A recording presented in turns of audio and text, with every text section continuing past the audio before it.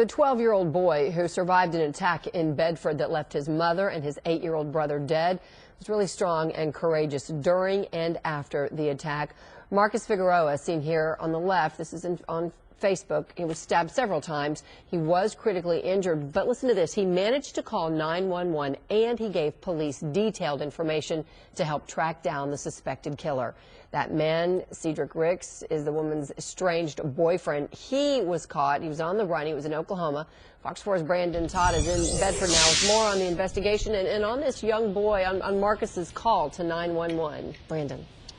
Yeah, exactly, Heather. And according to the arrest warrant affidavit, that 12-year-old boy was stabbed several times and covered in blood as he was calling 911. Now, about that 911 call, as you mentioned, it is very difficult to listen to. And for that reason, we're not going to air that call, but we are going to tell you what that boy said as he pleaded with the dispatcher to please help. A desperate call to 911 from a relative of Cedric Ricks. My cousin just called and said he killed his girlfriend and her 2 sons. Police say Ricks had just stabbed his estranged girlfriend, 30-year-old Roxanne Sanchez, and her 8-year-old son, Anthony Figueroa, to death, and severely stabbed Sanchez's 12-year-old son, Marcus Figueroa. Moments later, Bedford 911 got a call from the 12-year-old. Marcus is calm, seemingly in shock, as the 911 dispatcher asks, "What's going on there?" He tells her, "My mom's boyfriend just killed my mom and my other brother." The boy then tells the dispatcher that his mom's body is in the living room and his brother was not responding. Marcus's other brother, an infant, is not hurt. The operator asks, "What did he do to her?" The 12-year-old responds, he stabbed us." The dispatcher, now realizing the boy is injured too, asks him if he's hurt. He says yes.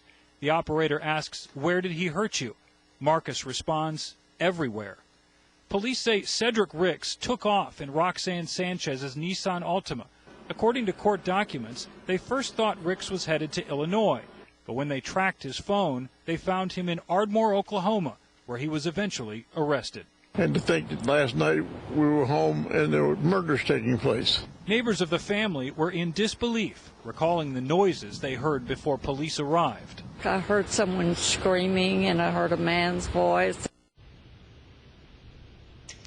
Now, Marcus Figueroa, the 12-year-old, was taken by care flight to Cook Children's Medical Center, where he is recovering. Now, Ricks has refused to be extradited. He sits in an Oklahoma jail on a $2.5 million bond. Heather?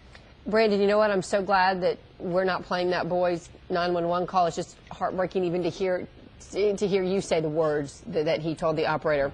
All right, let's talk about Ricks here for a second. He was in trouble, what, a few months ago, back in November?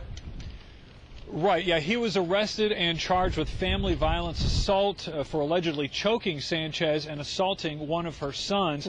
Now, she filed an emergency protective order against him, but that order expired in January.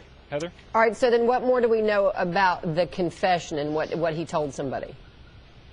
Right, well, you heard a little bit of that call. The arrest warrant affidavit goes into more detail about what she was told, that cousin was told by Ricks. The affidavit says he told her that he was sorry, that he couldn't take it anymore, told her that, he was hurt, that needed stitches, that he was cut up, also saying that he was stressed and stated that nobody loves me and he was, quote, not going to jail.